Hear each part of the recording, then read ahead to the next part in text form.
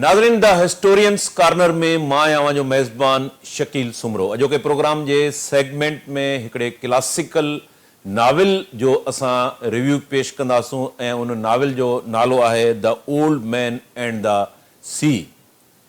अमेरिकी नाविल निगार ऐं तमामु वॾे इंटेलेक्चुअल पाए जे जेको आहे अदीब दानिश्वर अर्नेस्ट हेमिंगवे जो ही नाविल आहे ऐं इन नाविल जे अंदरि हिकिड़ो मरकज़ी किरदारु जेको आहे उहो सेंटियागो जो मरकज़ी किरदारु आहे जेको हिकिड़ो पोड़ो आहे ऐं उन सां हिकिड़ो नौजवान जेको आहे नींगर गॾु हुजे थो ऐं हू समुंड में मच्छी जे शिकार लाइ वञनि था। 84 ॾींहंनि ताईं उन्हनि खे मच्छी जो शिकार नथो लॻे ऐं उन खां बाद में ही मुसलसल लाॻीतो इंतज़ारु करण खां पोइ जॾहिं हिननि खे मच्छी जो शिकार लॻे थो त उन खां बाद में ही पंहिंजे स्ट्रगल जे ज़रिए कोशिशि कनि था त उनखे समुंड जे किनारे ते खणी वञूं ऐं इन विच में शार्क मच्छी जेका आहे उहा ज़ाहिर थिए थी जॾहिं उन मच्छी जी रत समुंड में हू ॾिठी वञे थी त शार्क जेके मच्छियूं आहिनि उहे उन ते हमिलो कनि थियूं ऐं पोइ ही पोड़ियो सेंटियागो जेको आहे हौसले ऐं हिमत सां अज़म सां उन शार्क मच्छी जो मुक़ाबिलो करे थो पियो ऐं एसिताईं जो उहो मच्छी जो जेको मांस आहे उहो पटिजी वञे थो पियो ऐं बाक़ी ढांचो बचे थो ऐं उहो ढांचे सां गॾिजी जेको आहे एतिरी स्ट्रगल खां पोइ समुंड जे किनारे ते पहुचे थो पियो। हिन नाविल जो जेको मरकज़ी ख़्यालु आहे उनमें स्ट्रगल हिमत हौसले जी जेको आहे उहो उन में ख़्यालु जेको आहे ज़ाहिर थिए थो पियो ऐं उन जो नाविल जो हिकिड़ो मशहूरु जुमिलो आहे त man can be destroyed but not defeated, यानी माण्हू तबाह थी सघे थो पर शिकस्त नथो खाई सघे। हिन नाविल जे हवाले सां शाह अब्दुल लतीफ़ भिटाई जेको आहे शाह जे रिसाले में सुर घातू सुर सामूंडी ऐं उनजो ज़िक्र कयो आहे ऐं उन खां सवाइ जेको आहे सुर सुहिणी में बि इन क़िस्म जे ख़्याल जो असांखे ज़िक्र मिले थो। समुंड जी सामूंडी जेको आहे एनवायरमेंट उनखे उन में फोकस कयो वियो आहे।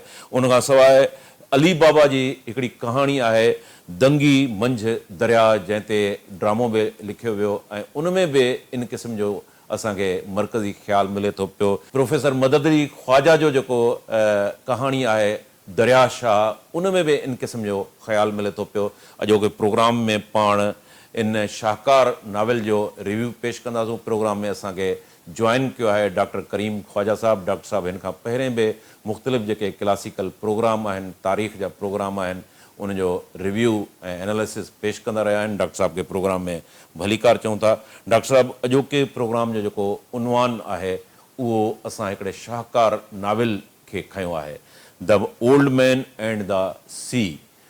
तव्हां इन नाविल जे हवाले सां उनजो मरकज़ी ख़्यालु कहिड़ो आहे? हिकिड़ो पोड़ो जेको आहे उहो 84 ॾींहंनि ताईं इंतज़ारु करे थो ऐं पोइ मच्छी जो शिकार उन खां बाद में शार्क मच्छी जो हमिलो समुंड खे अलामती तौर ते उनमें वरितो वियो आहे ऐं उन खां सवाइ ही पूरो जेको स्ट्रगल आहे इन नाविल जे हवाले सां इन नाविल खे तव्हां किथां शुरू कंदव? ही साईं जेको नाविल आहे अर्नेस्ट हेमिंगवे जो the old man and the sea ऐं ही जेको नावल आहे इन ते हिन शख़्स खे हिन हस्ती खे पंहिंजो नोबल इनाम मिलियो 1954 में ऐं ॿियो बि इनाम हिननि खे मिलिया। ऐं मज़े वारी ॻाल्हि आहे शकील साईं त ही माना 5.2 मिलियन माना 5.2 मिलियन वञी करे थिया 52 लैक्स जेको आहे सो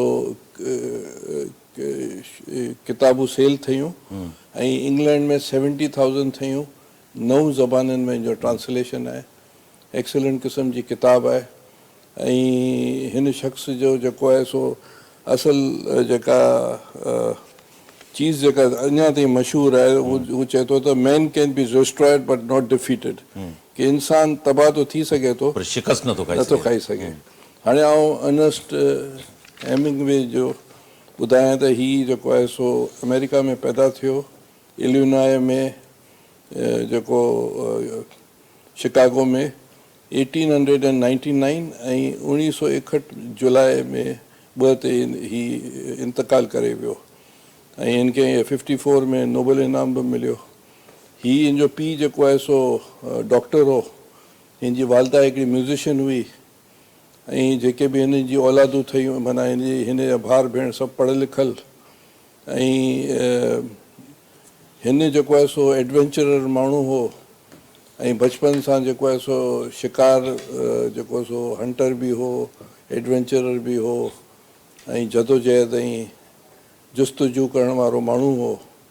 ऐं हीउ जेको आहे सो जॾहिं फर्स्ट वर्ल्ड वॉर में हीउ फोटोग्राफर थींदो आहे। सही पहिरीं त हीउ जेको सो हू थींदो आहे छा इहो ड्राइवर थींदो आहे रेड क्रॉस जो इटली में फर्स्ट वर्ल्ड वॉर में। पोइ वरी हीउ पेरिस बि ईंदो आहे, इटली बि वेंदो आहे, स्पेन बि वेंदो आहे ऐं मुख़्तलिफ़ दुनिया जा मुल्क जो हीउ टूअर्स बि कंदो आहे। ऐं हिन जा लाॻापा चवनि था त KGB वारनि सां बि हुआ, जेतोणीकि हिन खे पैसे जी ज़रूरत कान हुई पर आइडियोलॉजिकली हिन जी जेका आहे सा लेटर एज में ही क्यूबा में सेट थियो, अलाही साल क्यूबा में रहियो ऐं फिडल कास्ट्रो ची गुवेरा इन सां मुलाक़ातूं बि आहिनि, फोटू बि आहिनि साईं। हिन जा मशहूरु जेके नावल आहिनि 3 stories and 10 poems, In Our Time, Torrent of Spring, Sun Also Rise, Man Without Woman, Farewell to Arms, That in the Afternoon, Winner Take Nothing, Green Hills of Africa, To Have and Have Not, the 5th column and the first 49 stories, For Whom the Bell Tolls, Across the River and Into the Trees, The Old Man and the Sea. त हिन इलाही novels poems ऐं ॿियूं चीज़ूं बि लिखियूं पर old man and the sea वधि में वधि मशहूरु थियो। इन ते मूवीज़ बि ठहियूं आहिनि, मूवीज़ बि ठहियूं आहिनि, ड्रामा बि थिया आहिनि। अच्छा हाणे आउं थोरो हाणे हिन जे नॉवल जे प्लॉट कहाणी ते अचूं ते था अचूं पर उनखां पहिरीं आउं कुझु असांजे सिंध जे या भरे सगीर में मसलन साईं लतीफ़ हीअ जेका स्टोरी आउं ॿुधाईंदुसि उनखां पहिरीं कुझु लतीफ़ ते ॻाल्हाए छॾियां। हा त साईं लतीफ़ साईं जो बि सुर गातू जी स्टोरी बि ईअं आहे, साॻियो ख़्यालु आहे। हा तक़रीबन लॻभॻि गातू जेके तव्हां पढ़ंदो सामूंडी ॿिए तरह जी आहे पर समुंड ते आहे, या सुहिणी जेका आहे उहो बि स्टोरी ॿी आहे पर समुंड जे ऐं दरिया जे हिसाब सां वधीक आहे। अली बाबा जेको आहे असांजो वॾो लेखक हो 1981 में हुनजो धंगी मंझि दरिया वॾो मशहूरु ड्रामो हो ऐं हिनखे जर्मन इनाम बि मिलियो। मुंहिंजो वालिद साहिबु प्रोफेसर मदद अली उनजी बि दरिया शाह नाले सां 1952 में हुन लिखियो। पोइ वरी असां कहाणी हुई पोइ असां कहाणियुनि खे मेलाप करे इहो जेको आहे सो छपायो हो 2018 में अल्ताफ़ शेख ऐं चामी चांडीअ वारा ऐं ॿिया दोस्त हुते प्रेस हिते आर्ट्स काउंसिल में थियो इफ़्तिदा। त चवण जो मतिलबु आहे त इहे सभु जेके आखाणियूं आहिनि उहे दरिया सां मुतलिक़ आहिनि या समुंड सां मुतलिक़ आहिनि। असांजो सिंध जो जेको ख़ासि तौर ते मुंहिंजे दड़े खां वठी करे हिल ताईं दरिया सां उन्स रहियो आहे हिते जा हर माण्हू खे हर दौर में ऐं जज़्बातियत रही आहे। हाणे असां अचूं पंहिंजो हिन नावल जे हवाले सां। हाणे हिन नावल में जेका इम्पोर्टेंट ॻाल्हि आहे त हीउ जेको आहे सेंटियागो आहे असल किरदारु जेको पोड़ो मर्कज़ी किरदारु आहे ऐं हिकिड़ो बचो आहे 14-15 सालनि जो हुनजो नालो मेलोनिन आहे ऐं मार्लिन मच्छी जो नालो आहे। ठीकु आहे, इहे 3 इम्पोर्टेंट किरदार आहिनि। हाणे हिन में ईअं ॾेखारीनि था त हीउ पोड़ो जेको आहे सो हीउ जेको बचो आहे जंहिंजो नालो मॉर्लिन ऐं सेंटियागो त हिकिड़ो पोड़ो माण्हू आहे जेको हिनखे वठी वेंदो आहे, हिन सां गॾु ट्रेनिंग ऐं अप्रेंटिसशिप कंदो आहे त हीअ मच्छी मारण वेंदा आहिनि। बदकिस्मती इहा थींदी आहे त 84 डेज़ ताईं कोई मच्छी कोन मारे सघंदो आहे।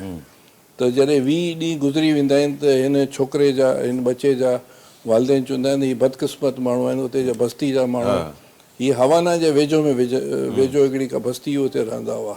हवाना ऐं मिलंदड़ आहे जीअं मलीर ऐं पंहिंजो कराची आहे या रेडी गेट ऐं कराची तव्हां चओ त उते ई चवंदा आहिनि बदकिस्मत शख़्स आहे ऐं हिन सां गॾु तो हाणे कोन वेनि। पोइ 84 डेज़ थींदा आहिनि त 85 डेज़ स्टार्ट थींदो आहे त हीअ चवंदो आहे हिन छोकिरे खे बाबा जे राति जो सुबुह जो निकिरां थो।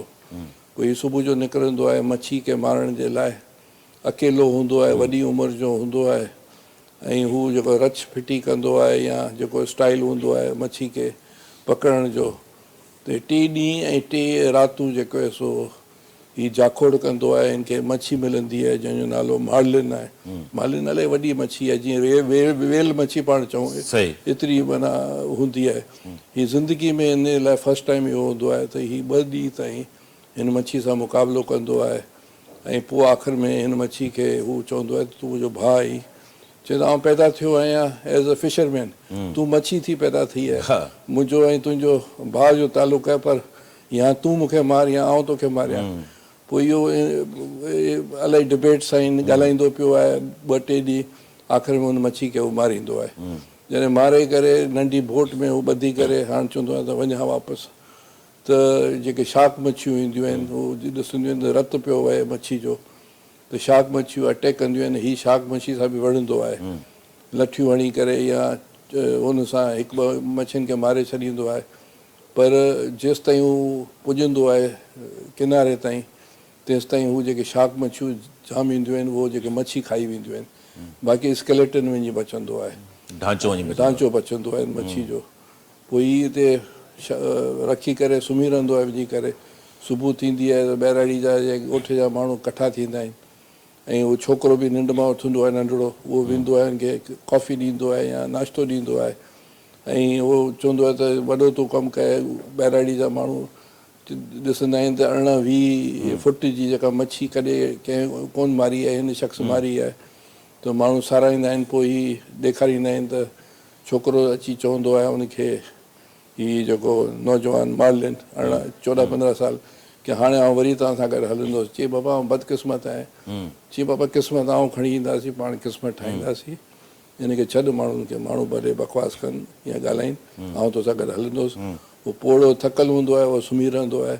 हू जॾहिं सुम्हंदो आहे त हुनखे अफ्रीका बि हू जवानी में वेंदो आहे त हुनखे शींहं नज़र ईंदा आहिनि, त शींहं सिंबल कंदा आहिनि हुनजी जवानी खे, ऐं वाइट शोर्स ते हुनखे शींहं नज़र ईंदो आहे ऐं उहो सदाईं ख्वाब में शींहं ॾिसंदो आहे।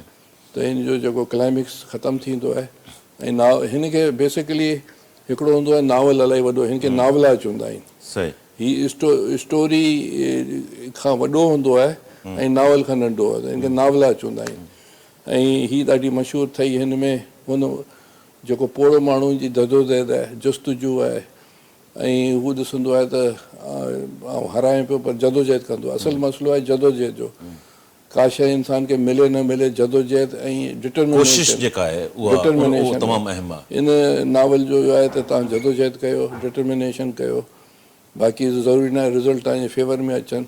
पर हिन जेको आहे सो ॿियो इहो हो त 2 जनरेशन जो, हू चवंदो आहे त हाणे पोड़ो थी वियो, मुंहिंजी घरवारी न पहिरीं गुज़ारे वेंदी आहे, हीअ चवंदो आहे त जेके मुंहिंजा एक्सपीरियंसिस आहिनि, मुंहिंजा जेके तजुर्बात आहिनि, मुंहिंजी औलाद कान्हे, ऐं हिन में शिफ्ट कयां त सुभाणे जेको आहे सो 2 जनरेशन जी पाण में अंडरस्टैंडिंग नज़र ईंदी आहे ऐं हिकिड़ी तमामु सुठी हिकिड़ी कल्चर। डॉक्टर साहब, जीअं तव्हां चयो त हिन नावल में जदोजहद ऐं उमेद जो असांखे अंसर नज़र अचे थो पियो, स्ट्रगल करे थो पियो, पेशेंस आहे, इंतज़ारु करे थो पियो ऐं पोइ हू पंहिंजो टारगेट अचीव करे थो पियो। उहो जेतोणीकि हुनखे मच्छी जेका आहे उहा सालिम नथी मिले, पर उहो जेको ढांचो मिले थो पियो, त उन मां ही आहे त इंसान जेको आहे कोशिशि करे, हिमत न हारे, हौसलो न हारे, मरकज़ी ख़्यालु जदोजहद करे। ऐं हू जॾहिं मच्छी सां विढ़ंदो पियो आहे 2 ॾींहं, त हू मच्छी खे चवंदो आहे जेंटलमैन थी करे की भई तूं मच्छी थी पैदा थी आहीं, ऐं मछेरो थी पैदा थियो आहियां, मुंहिंजी मजबूरी आहे तोखे मारण जी, या तूं मूंखे मार या आउं तोखे मारियां। त इहे बि डायलॉग्स हू चवंदो आहे। पर at the end of the day हीअ जेको आहे सो एॾी जस्तुजू करे मच्छी खे मारींदो आहे। सुर गातू में बि लॻभॻि इहा ई स्टोरी आहे, लतीफ़ साईं ॻायो आहे। त चवण जो मतिलबु आहे त जेको बेसिकली असां ॾिसूं as a scientist, as a जेको असांखे जेका नॉलेज आहे, त इहो समुंड खां ई त इंसान इहे जेके तव्हांजा जेके बि अमीबा थियो या वायरसिस थिया या जेके बि यूनिपोलर या मल्टीपोलर ऑर्गेनाइज़ेशन, समुंड में ई निकिता आहिनि।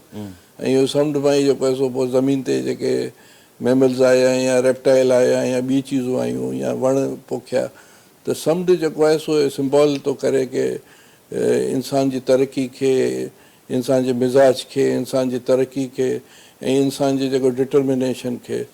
त समुंड या दरिया जेको आहे सो इन सिंबल जे करे बि लिटरेचर में इस्तेमालु थींदो आहे। डॉक्टर साहब, नावल जे अंदरि जेको शार्क मच्छी जो किरदारु आहे, उहो किरदारु छा थो ज़ाहिर करे? उहो शार्क मच्छी जो इहो आहे त जॾहिं तव्हां स्ट्रगल कयो था, तव्हां जदोजहद कयो था, त रंडकूं त थींदियूं आहिनि। त शार्क मच्छी उहा रंडक आहे।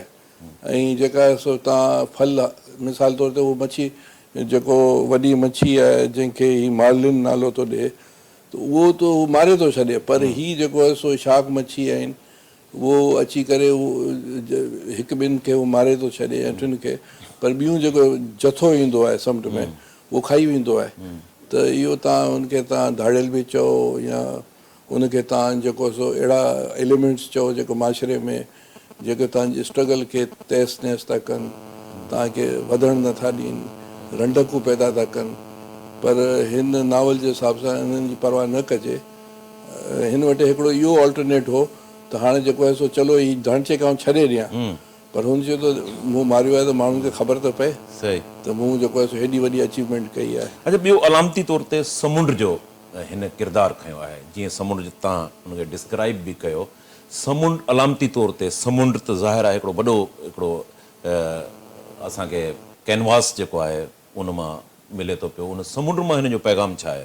समुंड में जेको आहे सो इंसान जी तरक़ी, इंसान जी वाद, इंसानियत जी जेका लखनि सालनि खां करोड़नि सालनि खां आहे, या इंसानियत खे तव्हां न चओ पर तव्हां चओ जंगली जीवत हुजनि, जेके बि ऑर्गेनिज़म हुजनि, जेके वण हुजनि या मच्छियूं हुजनि या जेको बि हिन धरती ते जेका बि चीज़ वसे थी, उहो त बेसिकली समुंड खां ई निकिती आहे। ऐं चीज़ूं अॻियां वधियूं आहिनि या दरियानि खां निकितियूं आहिनि या समुंड खां निकितियूं आहिनि। दरिया बि त समुंड में अची पवंदा आहिनि। त इहो लाज़िम मज़लूम आहे। इहो इंसान जे मिज़ाज खे, इंसान जी ठहराव खे, इंसान जी जज़्बात खे, इंसान जे जेको सो तरक़ी खे, इंसान जी नाकामियुनि खे, इंसान जी जदोजहद खे, इहे सभु समुंड ऐं दरिया, इहे ॿई चीज़ूं, इहे अलामतूं जेको आहे सो ॾींदा आहिनि। ऐं सिंध जो माण्हू जेको आहे सो जज़्बाती तौर ते समुंड सां बि आहे ऐं दरिया सां बि आहे, जेको तव्हांखे हाणे बि नज़र पियो अचे। डॉक्टर साहब, दरिया जी ॻाल्हि निकिती आहे त हिन मौक़े ते ज़ाहिर आहे त सिंध जो माण्हू, जीअं तव्हां चओ, दरिया हिकिड़ो पालण हार जी हिकिड़ी हैसियत में असांजे आॾो अचे थो पियो। दरियाउनि जे ख़िलाफ़ु हिन वक़्तु कैनालनि जी जदोजहद बि हले थी पई। नील दरिया ते बि तमामु घणियूं जेके आहिनि कहाणियूं बि आहिनि, नावेल बि लिखिया विया आहिनि, सिंधू नदी ते बि थी विया आहिनि। दरियाउनि जी केतिरी अहमियत आहे? दरियाउनि जी साईं लाज़िम ऐं मज़लूम आहे। इहे ई समुंड आहे जंहिंजे करे जेको आहे सो तव्हांजा ककर ठहंदा आहिनि, ककर खां पोइ बारिशूं थींदियूं आहिनि, बारिशुनि खां पोइ जेको सो दरिया ठहंदा आहिनि। ऐं दरिया जेके आहिनि, जेको मिसाल असांजी जेका सिंध आहे, उहो दरिया सिंध जे सिल्ट जे करे ई जेको सो ही लखनि सालनि जे करे इहा असांजो डेल्टा या इहो सूबो या असांजो परॻणो या असांजो स्टेट इहो जेको ठहियो आहे। त दरिया त इंसानी जे लाइ लाज़िम आहे। ॾिसो न, जेको असां वटि इंडस वैली सिविलाइज़ेशन आहे या इंडस नालो आहे या सिंधू नालो आहे, इन जे करे हिंद नालो थियो। पहिरीं सिंध थियो, पोइ हिंद थियो। सही। ऐं हाणे त मिसाल जे तौर ते इहा थ्योरीज़ आहिनि त सरवती जेका हुई, जेका अपर रेपरेरियन हुई, हिते जॾहिं उहा हकिड़े जी सूरत में ईंदी हुई, हकिड़ो जेको असांजे थर में या उमरकोट या तव्हांजो जेको सांगड़ में जेको तव्हांखे निशाना नज़र ईंदा, त हाणे उहा हकिड़ो त सिंधू खां पहिरीं जेका आहे सा हिते वसंदी हुई ऐं उहो ख़तमु थी वई, ठीकु आहे न। पर सिविलाइज़ेशन उहा ई कंटिन्यू थिए सिंधू जे नाले सां। त सिंधू दरिया या दरियानि जे करे, जी नील नदी जे करे मिस्र जी सिविलाइज़ेशन आहे, या टिग्रिस या जेको तव्हां इराक में बि जेके आहिनि दजला या फरात जे करे तव्हांजी जेका सिविलाइज़ेशन हुई मिडल ईस्ट जी, सीरिया या इराक जंहिंखे मेसोपोटामिया जंहिंखे चओ, बेबीलोन चओ। त तव्हां जेको गंगा जमुना जे करे हिंदुस्तान जी सिविलाइज़ेशन आहे, सिंध जे करे इहा सिविलाइज़ेशन आहे। त हीअ सिविलाइज़ेशन जेके दुनिया में आयूं आहिनि, या मिसिसिपी जेका अमेरिका में आहे, उहा बि इन सिविलाइज़ेशन जे करे रेड इंडियंस, उते जा मक़ामी माण्हू जेको आहे सो फ्लोरिश थिया आहिनि। त इहे दरियानि जी त हिकिड़ी वॾी अफ़ादियत आहे। ऐं दरिया खे कुदरती तौर ते ख़तमु करे सघिजे थो, किल करे सघिजे थो, जी सरवती थी वई, पर इंसान नथो करे सघे। चाहे जो इंसान, ॾिसो न, इहे असां जेको आउं सेनेट में हुउसि त असांजी हिकिड़ी रेज़ोल्यूशन पास कराई हुई त इंडस वाटर ट्रीटी खे रिविज़िट कयो। 60 में जेको आमिर हुआ, जनरल्स हुआ, डिक्टेटर्स हुआ, उहे 3 नदी ॾेई छॾियूं। हाणे उहे 3 नदी त हुन ॾेई छॾियूं, पर हू जेको सतलज रिवर जेको आहे उन जे करे सॼी सिविलाइज़ेशन तबाह थी वई। ऐं जेको आहे सो जिते हुननि हिंदुस्तान वारनि आबाद कई राजस्थान वारे इलाइक़े में, उते हाणे उनजो असरु इहो थियो आहे जो उहो जेको मानसून जो पैटर्न चेंज थी वियो आहे, जेके साइंस जोग्राफिकल ऐं साइंसदान था चवनि। त तव्हां जेको आहे सो इंसान खे क़तल त करे सघिजे थो, दरियानि खे तव्हां ख़तमु नथा करे सघो। डॉक्टर साहब, हिन नाविल में ख़ासि तौर ते जेको जदीद दौरु आहे उन पढ़ंदड़नि जे लाइ कहिड़ो पैगाम आहे? नौजवान नसल लाइ उन में हिन नाविल में कहिड़ो पैगाम आहे? नौजवान नसल लाइ बसि आउं इहो वरी रिपीट कंदुसि, but man is not made for the defeat. इंसान शिकस्त जे लाइ पैदा कोन थियो आहे, हीअ चए थो। He said and man can be destroyed. इंसान खे तबाह थी सघे थो, बट नॉट डिफीटेड। इहो हिकिड़ो वॾो मैसेज आहे कि स्ट्रगल बि कयो, जदोजहद बि कयो, ऐं तव्हां पंहिंजे हुनखे ॾिसो, जदोजहद खे ॾिसो, ऐं तव्हां पंहिंजे एम खे ॾिसो कि भई असांखे छा हासिलु करिणो आहे। ऐं मुस्तक़िल मिज़ाजी सां हले, हीउ जेको पोड़ो माण्हू हेॾी वॾो कमु करे आयो, त इहो हिकिड़ो मैसेज आहे वॾो। अर्नेस्ट हेमिंगवे, जीअं डॉक्टर साहब तव्हां पहिरें बि ज़िक्र कयो, तुंहिंजो लेफ्ट जो सां ज़ाहिर आहे त उहो कंहिं पॉलिटिकल पार्टी में त शामिलु न हुयो, पर उनजा ख़्याल उहे लेफ्ट वारा हुया। क्यूबा में उनजो फिडल कास्ट्रो सां मिलणु, ची गुवेरा सां मिलणु, ऐं उन वक़्तु ज़ाहिर आहे त हीअ 52 में नाविल आयो। त अर्नेस्ट हेमिंगवे रुगो इंटेलेक्चुअल ग्राउंड ते उहो लेफ्ट सां गॾु हुयो या किथे हुनजी मिले थी प्रैक्टिकली हुन इंटेलेक्चुअल हो? हीउ जेको आहे सो तव्हां ॾिसो, फर्स्ट वर्ल्ड वॉर खां पोइ जॾहिं हू ड्राइवर हो एम्बुलेंस जो रेड क्रॉस जी, उन खां पोइ इटली वारी वॉर में बि फर्स्ट वर्ल्ड वॉर में थो वञे, ऐं उन खां पोइ फ्रांस में थो रहे। त हिते हुननि जा जेके लाॻापा या उथण वेहण या जेका सोच आहे उहा लेफ्ट या प्रोग्रेसिव सोच हूंदी आहे। ऐं उन खां पोइ हू जॾहिं हवाना में अची सेट थो थिए, उन वक़्तु कोई इनकलाब त कोन आयो, इनकलाब 58 में आयो आहे, पर हुनजो लॻापो हेठियें कम्यूनिटीज़ सां, हेठियनि माण्हुनि सां, बुल फाइटिंग या जेको शिकार या मच्छी जो शिकार, या हीउ जेको आहे सो हंटिंग जो शौक़ीन हो, मच्छी जी हंटिंग जो शौक़ीन हो। जॾहिं हू सालो साल जॾहिं हू ॾिसंदो आहे त कहिड़ी मच्छी आहे, कीअं शिकार कबो आहे, त तॾहिं वञी हिन इहो नावल हुन हिकिड़ो हिन जो मौत कीअं थियो, आपघात, हुनजो रीज़न छा हो?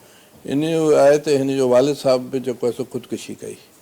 ऐं हीउ जेको आहे सो बदकिस्मती आहे त 2 दफ़ा हिन जो प्लेन क्रैश थियो ऐं उन में हू बची वियो।